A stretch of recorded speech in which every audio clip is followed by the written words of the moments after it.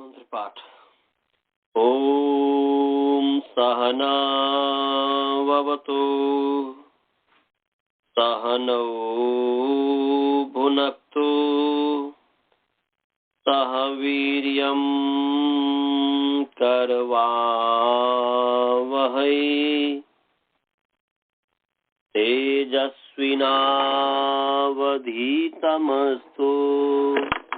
मा विद्विषावहै। ओम येन धौता गिरः पुंसां विमलैः शब्दवारिभिः तमश्चाज्ञानजं भिन्नम् तस्मै पाणिनये नमः। वाक्यकारं वरुरुचिं भाष्यकारं पतञ्जलिं पाणिनि सूत्रकारं च प्रणतोऽस्मि मुनित्रयम्।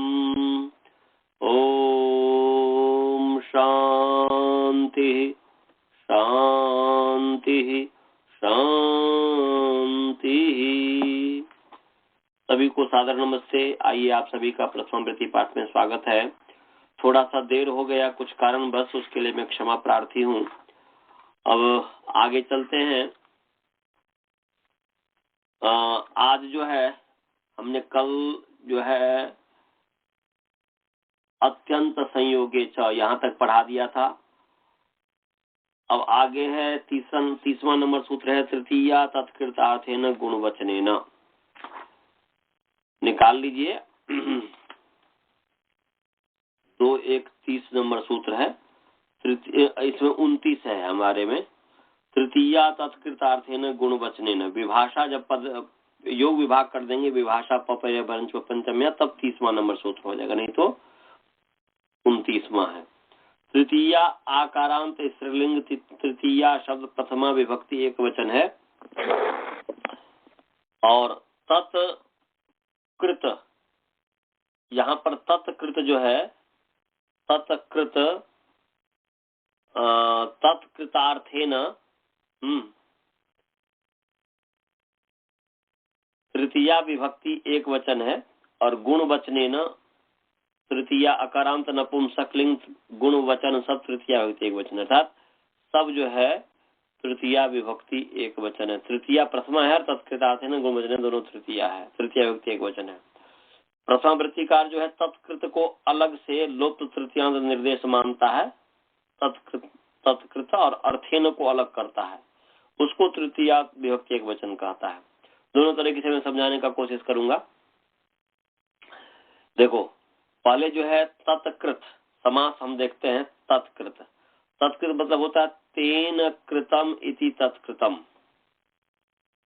उसके द्वारा किया हुआ, ये हुआ तेन कृतम इति तत्कृतम। और तृतीय तत्पुरुष समास हो गया तेन कृतम इति तत्कृतम। और तत्कृतम का अर्थ के साथ समास करेंगे। तत्कृतम च अर्थश्च, तत्कृतम च अर्थश्च एतयोः समाहारः, माने तत्कृतार्थयोः समाहारः इति तत्कृतार्थम।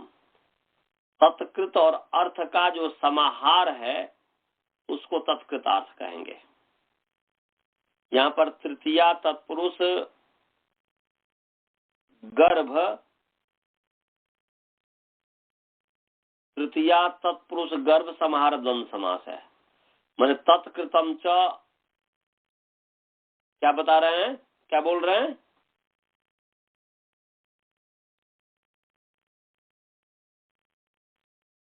तत्कृतम च अर्थश्च इति तत्कृतार्थम समाहार द्वंद्व समास हो गया। नहीं, तेन कृतम इति तत्कृतम नपुंसकलिंग तृतीया तत्पुरुष समास हो गया। अभी तत्कृतम च अर्थश्च, तत्कृतम च अर्थश्च इति तत्कृतार्थम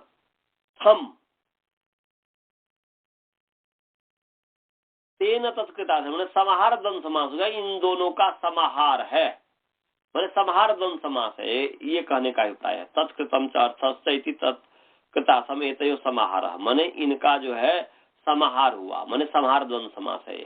तो तृतीया तत्पुरुष गर्भ समाहार द्वंद्व समास, समझ गए। और गुण वचनेन में भी समास है। गुण वचन का अर्थ है कि गुणम वक्ति गुण वचन, ये उपतत्पुरुष समास हो गया। गुणम वक्ति गुण वचन, गुणम वक्ति गुण वचन तेन गुण वचन उपतत्पुरुष समास हो गया। या गुणम उक्तवान, प्रथम रीति में दिया गुणम उक्तवान इति गुण वचन, मतलब एक ही हुआ। गुणम वक्ति इति गुण वचन, गुणम उक्तवान इति गुण वचन। हाँ, तो यहाँ पर गुण वचनेन का जो गुण वचन का जो संबंध है वो तत्कृत के साथ है, तत्कृतार्थ के साथ है। किसके साथ है जी? गुण वचन का जो संबंध है तत्कृतार्थ के साथ है।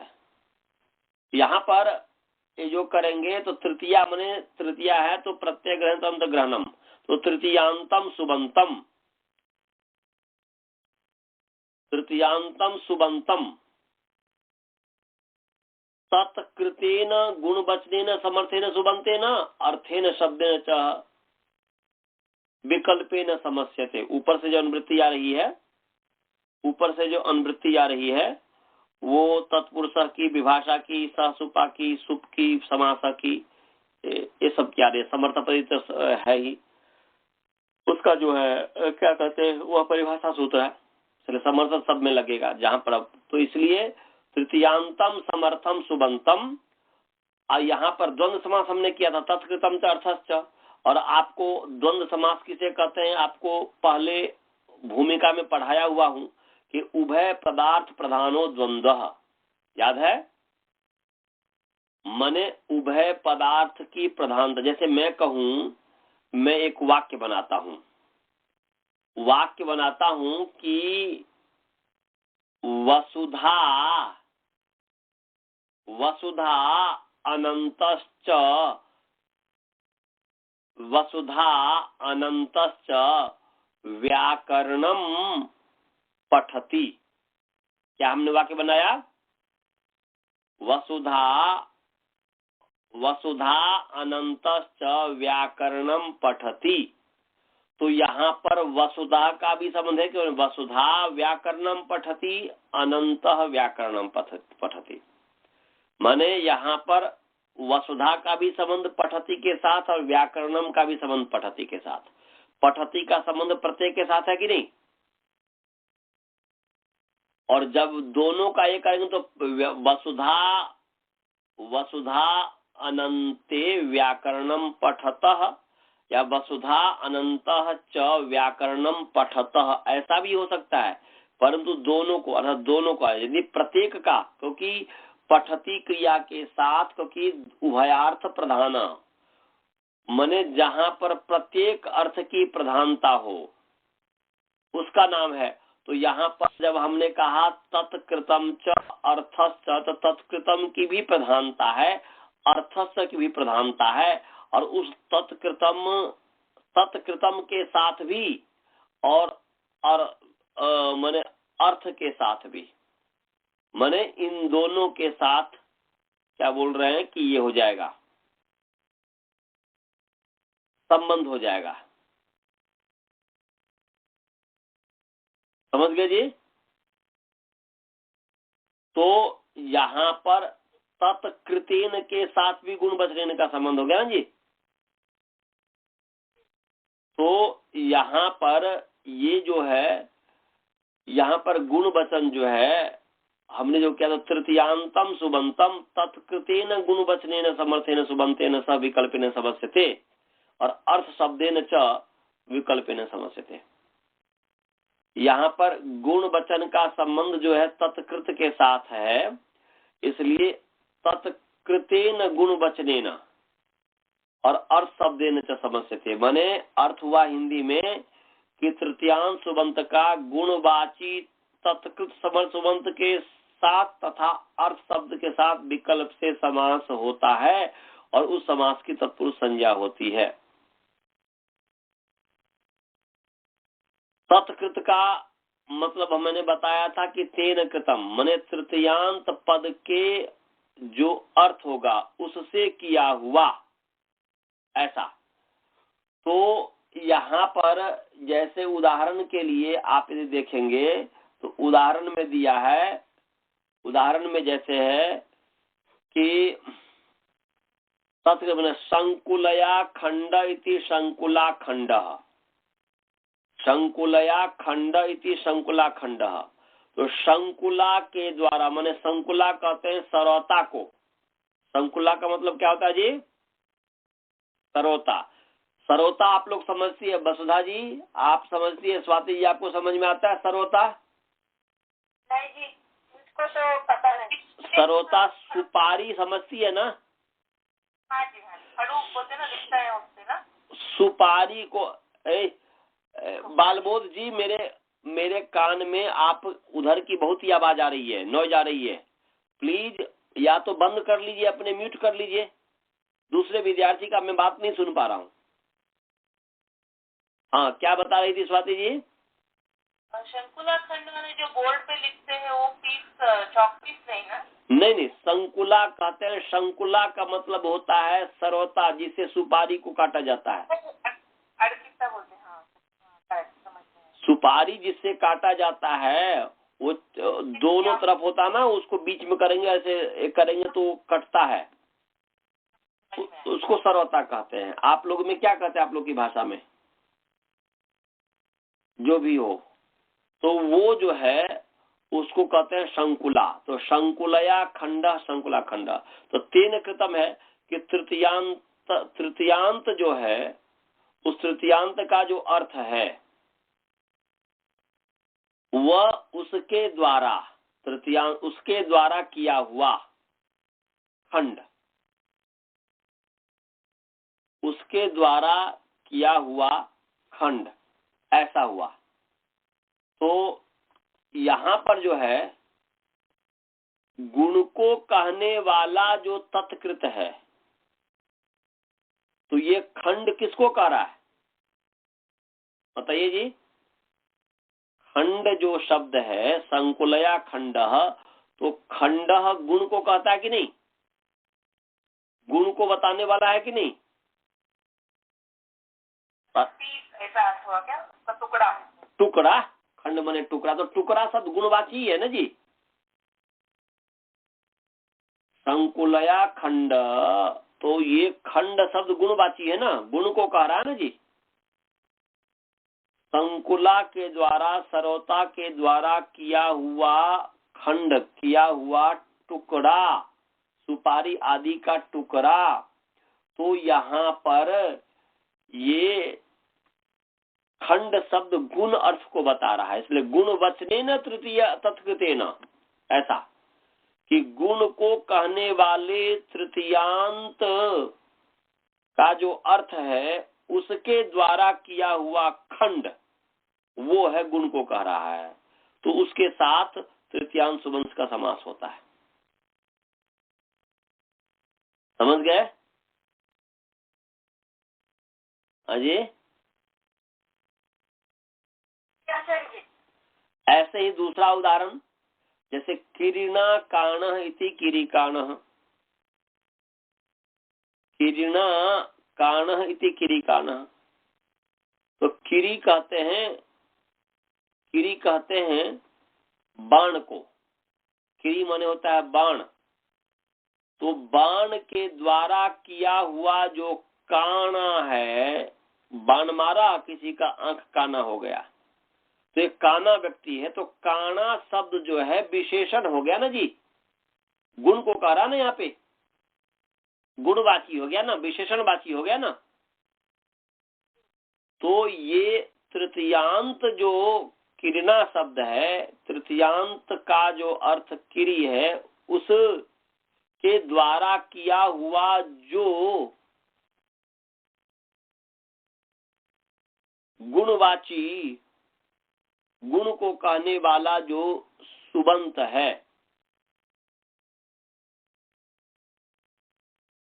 वो समास को प्राप्त होता है। तो तेन कृतेन अर्थात तृतीयांतार्थ कृतेन, तेन कृतेन माने तृतीयांतार्थ, तृतीयांत का जो अर्थ है उसके द्वारा किया हुआ। तृतीयांतार्थ कृतेन गुण वचनेन सह विकल्पेन समस्यते अर्थ शब्देन च। तो ये यहाँ पर तीन तत्कृत का संबंध गुण वचन के साथ है।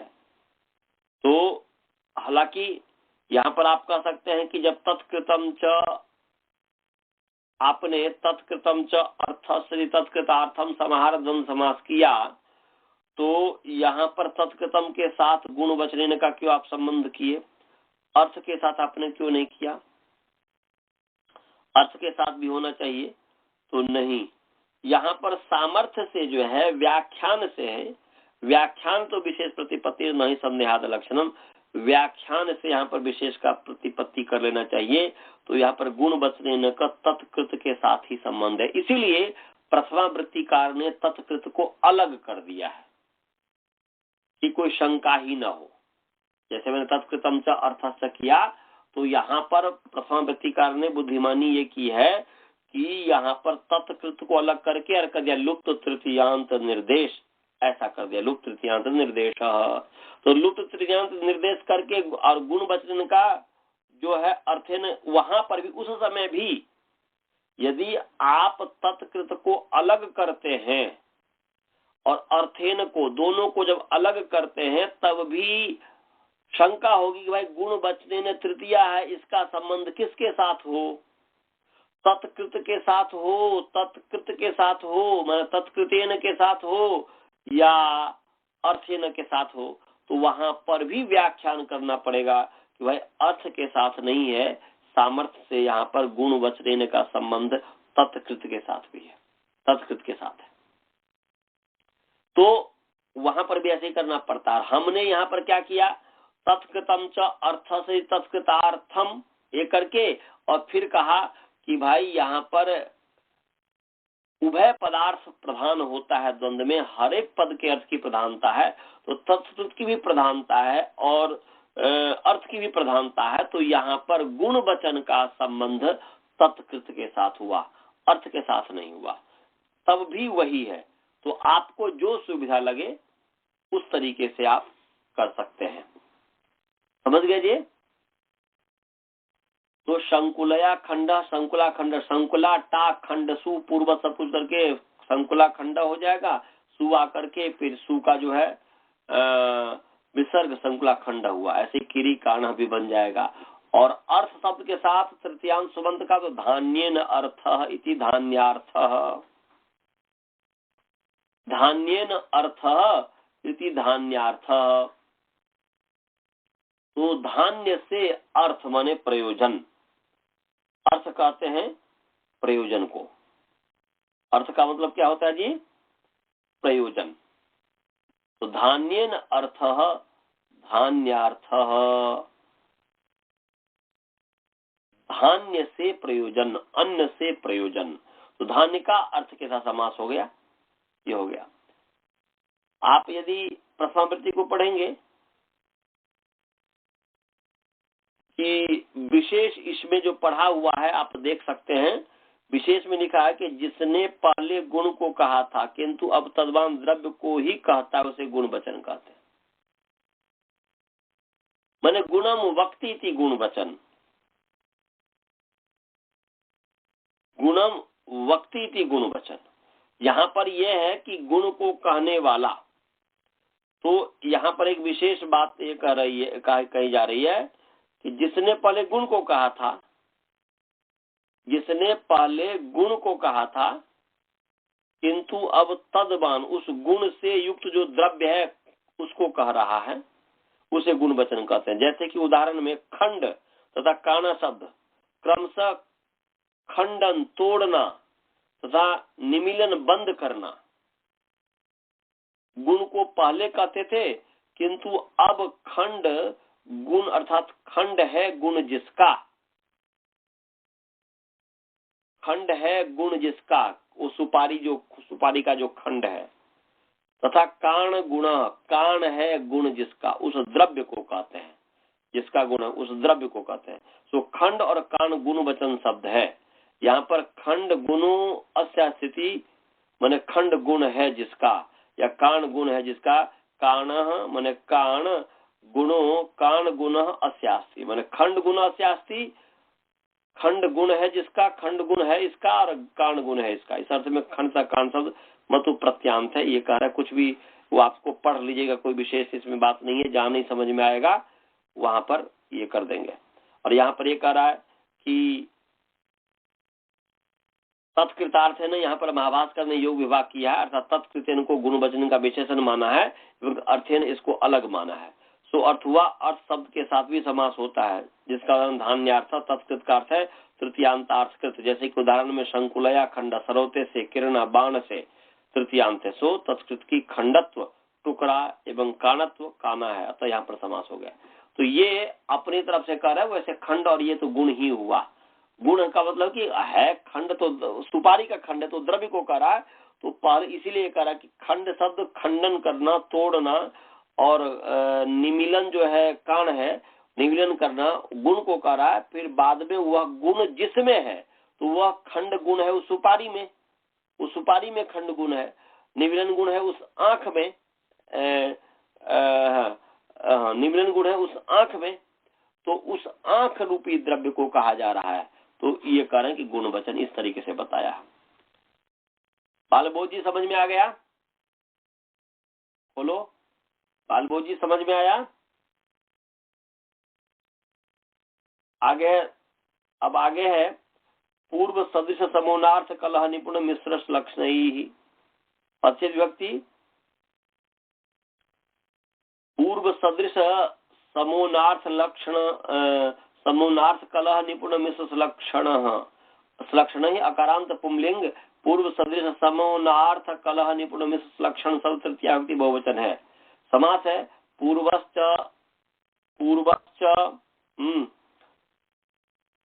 सदृशश्च समश्च ऊनार्थश्च कलहश्च निपुणश्च मिश्रश्च लक्षणश्च इति पूर्व सदृश समोनार्थ कलह निपुण मिश्र लक्षणाः।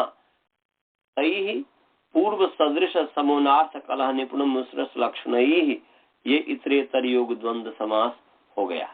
इसमें तृतीया की अनुवृत्ति आ रही है इसके ऊपर वाले सूत्र से, और वही तृतीयांतम समर्थम सुबंतम पूर्व सदृश समोनार्थ कलह निपुण मिश्र लक्षणैः समर्थै सुबंतैः सह विकल्पेन समस्यते, ऊपर से सह सुपा विभाषा ऐसा सबकी अनुवृत्ति आ रही है। माने अर्थ हुआ कि तृतीयांश समर्थसुबंत पूर्व समर्थसुबंत के समास को प्राप्त होता है विकल्प से, सदृश समर्थसुबंत के विकल्प से समास को प्राप्त होता है, समर्थसुबंत के साथ विकल्प से समास को प्राप्त होता है, ऊनार्थ समर्थसुबंत के विकल्प से समास को प्राप्त होता है, कलह समर्थसुबंत के विकल्प को समास को प्राप्त होता है, निपुण समर्थसुबंत के साथ विकल्प से समास को प्राप्त होता है, और मिश्र समर्थसुबंत के विकल्प से समास को प्राप्त होता है। जैसे पूर्व के साथ तृतीयांश सुबंत का पूर्व के साथ समास, जैसे मासेन पूर्व इति मास पूर्व। सदृश का है पित्रा सदृश इति पितृ सदृश, सम का है पित्रा सम इति पितृ सम, ऊनार्थ का है माशेन ऊनम इति माशोणम, माशेन विकलम इति माश विकलम, कलह का है असिना कलह इति असि कलह, निपुण का है वाचा निपुण इति वांग निपुण, मिश्र का है गुड़ेन मिश्र इति गुड़ मिश्र, सुलक्षण का है आचार्यन सुलक्षण इति आचार सुलक्षण। तो यहाँ पर मासेन पूर्व इति मास पूर्व, तो मास से पहले माने एक मास से पहले, तो यहाँ पर तृतीयांत जो सुबंत है मास, इसका पूर्व सुबंत के साथ समास को प्राप्त हो, वो पूर्व सुबंत के समास हुआ, तो इसलिए मास पूर्वा बन गया, पूर्वत हो जाएगा। ऐसे ही पित्रा सदृश, पिता के समान, पित्रा सदृश इति पितृ सदृश, तो यहाँ पर तृतीयांत जो पित्रा सुबंत है उसका सदृश सुबंध का समास हुआ, इसलिए पितृ सदृश बन गया। ऐसे सम का भी वही अर्थ है, सदृश ही अर्थ है। तो पित्रा सम इति पितृ सम, पिता के समान, तो यहाँ पर वैसे ही समास हो गया, पिता के तुल्य, पिता के समान। ऊनार्थ, ऊन, ऊन कहते हैं कम को। जैसे आपको यदि 1 2 3 4 आता है तो जैसे 19 है, 19 तो 19 माने 1 कम 20। ऊन कहते हैं कम को, न्यून को। तो मासेन ऊनम इति माशोणम, मासेन विकलम इति मास विकलम, 1 मासा कम। मासेन माने 1 मासा से कम। जैसे 19 माने 20 से कम, 1 कम। ऐसे मासेन ऊनम इति माशोणम, तो मासेन माने 1 मासा से कम, 1 मासा से कम। तो ऊनार्थ हो गया ना, ऊन अर्थ को कह रहा है ना कि कम अर्थ को कह रहा है। तो ऊनार्थ हो गया माने तृतीयांत हो गया मास। इसका तृतीयांत सुबंत का ऊनार्थ जो ऊन कम अर्थ है, तो ऊनार्थ के सुबंत के साथ समास को प्राप्त हुआ और माशोणम बन गया। ऐसे माश विकलम बन गया। ऐसे ही कलह के साथ, तो असीना कलह इति असी कलह, असी कहते तलवार को, तलवार से कलह झगड़ा, तलवार के द्वारा झगड़ा, तलवार से झगड़ा कर रहा हो, तलवार के माध्यम से, तो तलवार से झगड़ा। तो यहाँ पर असी तृतीयांश सुबंध का कलह के साथ समास हो गया, कलह समर सुबंध के साथ, और असी कलह बन गया। ऐसे ही जो है निपुण है, तो वाचा निपुण इति वांग निपुण, तो वाचा निपुण इति वांग निपुण। तो यहाँ पर वाणी से निपुण, बोलने में चतुर, वाणी से निपुण। तो यहाँ पर तृतीयांत का समर्थ निपुण जो है समर्थ उसके समास को प्राप्त हुआ, फिर वांग निपुण बन गया। वाग है माने वाच है और निपुण है, चौको प्रत्यय लोपे प्रत्यय समान के वाक कर दीजिए, वाक हो जाएगा, वाच को वाक, चौको से। फिर जो है झलाम जसवंते वांग कर दीजिए, झलाम झसी तो बनेगा नहीं कि जब नहीं बनेगा, यमनम भी है, तो ये हो गया। फिर जो है वाग हो गया, और वाग को जो है यर और नास को बा, यर को अनुनासिक नासिक होता, तो यर है, यर हो गया ग, उसको अनुनासिक नासिक अर्थात न हो गया। तो वांग निपुण ऐसा बन गया है। तो वांग निपुण, बोलने में चतुर। मिश्र है, गुड़े न मिश्र इति गुड़ मिश्र, वही गुड़ के साथ से तृतीयांत का मिश्र के साथ समास हो गया। गुड़ मिला हुआ, गुड़ से मिला हुआ। असलक्षण का आचारेण लक्षण इति आचार लक्षण, तो व्यवहार से ये लक्षण है, पवित्र है, व्यवहार से ये क्या है, चिकना है, एकदम व्यवहार से अच्छा है, ऐसा। इस तरीके से इसमें विद्या निपुण दिया है, विद्या निपुण इति विद्या निपुण, वाचा कलह इति वाक कलह,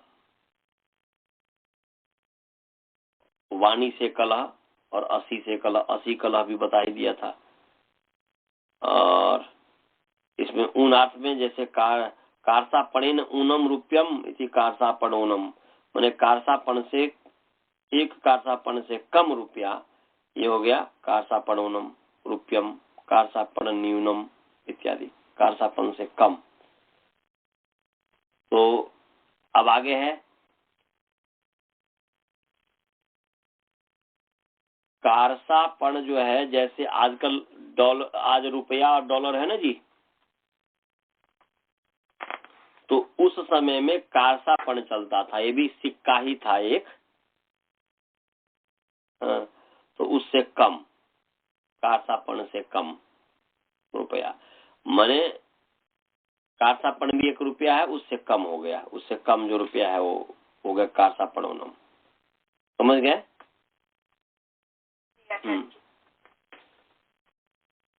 आगे है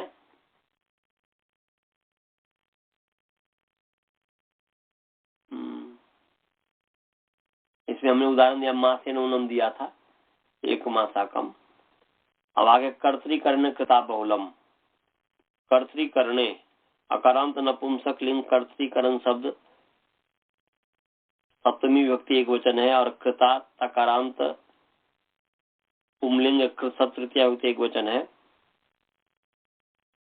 और बहुलम अकारांत नपुंसक लिंग बहुल शब्द प्रथमा विभक्ति एक वचन है। ऊपर से जो है अनुवृत्ति आ रही तृतीया की तत्पुरुष की सुपा समासक, इसमें बहुलम इसलिए विभाषा का संबंध नहीं होगा। तो क्या अर्थ हो गया जी? समास जो है, समास हुआ, समास जो हुआ कर्ता च कर्णम च इति कर्तृकर्णम, इन दोनों का समाहार हो गया कर्तृकर्णम, ये समाहार द्वंद्व समास हो गया। तस्मिन कर्तृकर्णे तृतीया की अनुवृत्ति आ रही है, तो अर्थ क्या बन गया जी? कर्तरी करने, कर्तरी करने च, मैंने कर्तरी अर्थे करने अर्थे, ऐसा अर्थ हुआ। कर्तरी अर्थे करने अर्थे च, तो कर्तरी या कर्तरी ऐसा कर्तरी वाचिनी, वाची, कर्तरी वाची है ना जी, वाची वाचनी, तो वाचिनी सप्तमी में जाएगा। तो कर्तरी वाचनी करने वाचनी च तृतीयांत, या माने कर्तरी वाचनी करने वाचनी, अर्थात कर्तरी करने च तृतीयांतम सुबंतम, कर्तरी करने च वर्तमानम तृतीयांतम सुबंतम, कृत माने कृदंतेन अर्थात कृतपत्यांतेन समर्थेन सुबंतेन सब विकल्पेन बहुलम माने क्या बोलते हैं, माने बहुलम समस्यते, बहुलम बहुलम समस्यते होगा, बहुल करके होता है,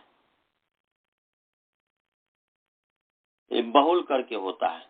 और तत्पुरुष समासो भवति, मैंने तृतीया कर्ता और करण अर्थ में, या कर्ता और करण कारक जो है, उस कर्ता कारक और करण कारक में जो वर्तमान तृतीयांत सुबंत है, कर्ता कारक अर्थ में और करण कारक अर्थ में, मैंने कर्ता अर्थ में अर्थात कर्ता को कहने वाला जो तृतीयांत सुबंत, और करण को, कोई कर्तृकरण तृतीया है ना जी, कर्ता अर्थ में भी तृतीया व्यक्ति होती है और करण अर्थ में भी तृतीया होती है कर्तृकरण तृतीया से।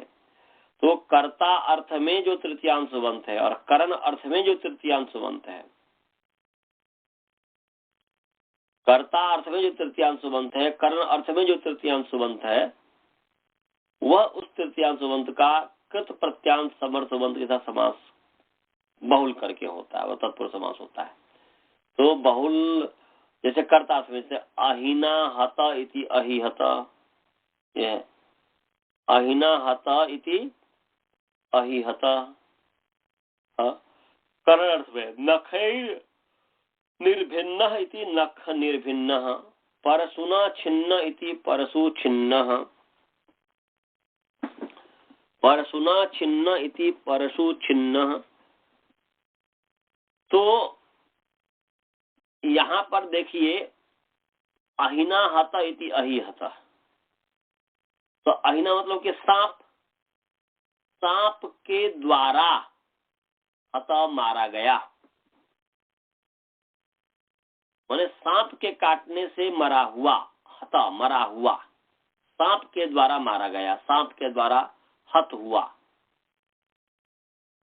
तो यहाँ पर देवदत्त अहिना हत, देवदत्त जो है अहि के द्वारा मारा गया, तो यहाँ पर अहि करता है, अहि जो करता है, कर्ता अर्थ में तृतीया हुई है यहाँ पर।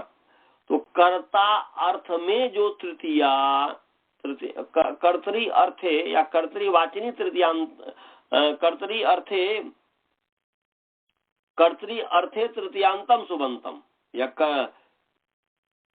कर्तरीवाची कर्ता को कहने वाला तृतीयांत सुबंत, कर्तरीवाची या तृतीयांतम सुबंतम तत्समर्थेन सुबंतेन, तत् कृदंतेन समर्थेन सुबंतेन बहुलम समस्यते। तो यहाँ पर कर्ता अर्थ को बता रहा है। और नखैर निर्भिन्न, नख निर्भिन्न नाखूनों से नोचा हुआ, परशुना छिन्न परशु छिन्न फरसे से काटा हुआ। तो यहाँ पर नखों से नोचा हुआ, तो नाखून जो है ये साधन बन गया, ये करण है।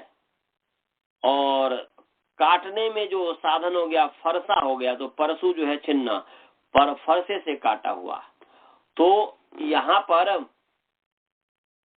कर्ण अर्थ हो गया, कर्ण अर्थ हो गया। तो इसी बात को यहाँ पर कहा है कि कर्तरी करने च वर्तमानम, कर्ता और कर्ण अर्थ में वर्तमान जो तृतीयांत सुबंत है वह कृत प्रत्यांत के समास को प्राप्त होता है। तो कर्ता अर्थ में वर्तमान तृतीयांत है अहि, उस अहि का कृत प्रत्यांत के साथ, तो हता जो कृत प्रत्यांत है उसके साथ समास को प्राप्त हुआ, फिर अहि हता बन जाएगा। ऐसे नख निर्भिन्न बन जाएगा, ऐसे परशु छिन्न बन जाएगा, इसमें बताया। अब प्रथमा वृत्तिकार जो ये अर्थ किया है यहाँ पर प्रथमा वृत्ति ने में, तो इसमें ऐसा कहा कि कर्तरी करने चाहिए या तृतीया तदंतम सुबंतम समर्थेन कृदंतेन सुबंतेन स बहुलम समस्ते तत्पुरुष समासो भवति। इसको भी समझ लीजिए कि ये क्यों ऐसा कहा है। वास्तव देखा यदि जाए तो बताइए, आप जो है ये कर्ता है, ये कर्म है, ये करण है, ये संप्रदान है, ये आपादान है, ये अधिकरण है, ये संबंध है, ये संबोधन है इत्यादि जो आप जानते हैं, किसके द्वारा जानते हैं? विभक्ति के द्वारा जानते हैं कि शब्द के द्वारा जानते हैं? बोलिए जी। विभक्ति के द्वारा। विभक्ति के। राम पुस्तकम पठति, इसमें पुस्तकम कर्म है, राम करता है, किसके द्वारा जानते हैं? राम में जो विसर्ग है सु है उसके द्वारा जानते हैं कि राम करता है। और पुस्तकम में जो सुबंत है अम, उसके द्वारा हम जानते हैं कि ये क्या बोलते हैं कि कर्म है। तो वास्तव में विभक्ति का अर्थ है कर्ता कर्म करण इत्यादि। नहीं समझे? कर्ता कर्म, कर्म द्वितीया कर्म अर्थ को कहता है, तृतीया और प्रथमा कर्ता अर्थ को कहता है, चतुर्थी संप्रदान अर्थ को कहता है, पंचमी अपादान अर्थ को कहता है, षष्ठी संबंध अर्थ को कहता है, कर्म इत्यादि को भी कहता है, और सप्तमी अधिकरण अर्थ को कहता है। तो द्वितीया से लेकर के सप्तमी तक जो है, द्वितीया तृतीया चतुर्थी पंचमी षष्ठी सप्तमी इत्यादि, वही कर्ता कर्म करण संप्रदान अपदान संबंध अधिकरण को कहता है। इसीलिए ये विभक्ति का अर्थ हुआ कर्ता कर्म इत्यादि करण इत्यादि। इसीलिए यहाँ पर बहुत ही सूक्ष्मता से यहाँ पर इन्होंने कहा है कि हमने जो बताया मोटे तौर पर जो सामने है उसके आधार पर अर्थ किया, परंतु यहाँ पर जो प्रथम वृत्तिकार ने बताया है किया है कि कर्तरी करने च या तृतीया, माने कर्ता अर्थ में जो तृतीया, कर्ता को कहने वाला जो तृतीया, कर्तरी माने कर्ता कर्तृवाची जो तृतीया, तो कर्ता अर्थ में जो तृतीया, कर्ण अर्थ में जो तृतीया हो गया। और वह अंतावयव है जिसके, तृतीया अंतावयव है जिसके, उस सुबंत के, वह सुबंत समर्थ के समान होता है। बहुत अच्छा अर्थ किया कि कर्तरी करने च या तृतीया तदंतम समर्थम सुबंतम कृदंतेन समर्थेन सुबंतेन स बहुलम समस्यते तत्पुरुषस्य समासो भवति। समझ में आया जी? सभी को समझ में आया मैं क्या कहा? यहाँ पर प्रथम वृत्ति में ऐसा क्यों अर्थ लिखा है? अच्छा अर्थ लिखा है। हमने जो कहा कि वो मैंने कर्तरी करने च वर्तमानम तृतीयांतम सुबंतम, ऐसा हमने जो कहा, तो कर्ता मोटे तौर पर, क्योंकि कर्ता कर अर्थ में वर्तमान जो तृतीयांत सुबंत, तो यहाँ पर अहिना हता जो हमने कहा, तो कर्तार्थ में वर्तमान में सुबंत है, अहिना कर्तार्थ को कह रहा है, तो वो वास्तव में ये कह करके भी मैं जो है विभक्ति को ही कहना चाह रहा हूँ कि वहां पर अहिना में तृतीया के द्वारा ही कर्तार्थ को बताया जा रहा है, इसलिए अहिना पूरे को कर्ता कर दिया। लोक व्यवहार में राम पुस्तकम पढ़ती में रामा को कर्ता कहते हैं, राम में अह जो है वो उसको कर्ता नहीं कहते हैं, वह कर्तार्थ को प्रकट करता है इस तरीके से। तो वो जो मैं अर्थ बताया वो भी ठीक है, परंतु ये थोड़ा गहराई में है कि कर्ता और करण अर्थ में जो तृतीया तदंत शब्द जो सुबंत जो है समस्त के साथ तिदंत के साथ समास को प्राप्त होता है बहुल करके। और वह बहुल क्या है, वो तो उदाहरण है, बहुल में बहुल वचना दातने लूनबान परसुना छिन्नबान अत्र समासो न भवती, अपाद हार कह गले चोप कह, यहाँ अत्र समासो भवती, यहाँ पर समास हो जाता है। इसके संबंध में कल बताऊंगा, समझ गए जी। मंत्र पाठ करें, और ये कभी देर हो जाए तो मेरे फोन पे फोन कर लीजिए। यदि हम कोशिश यही करेंगे कि यदि जिस दिन पाठ नहीं पढ़ाना हो तो मैं पहले ही आप लोग को सूचना दे दिया करूंगा अनंत जी के माध्यम से, कि वो सबको ईमेल भेज दिया करेंगे।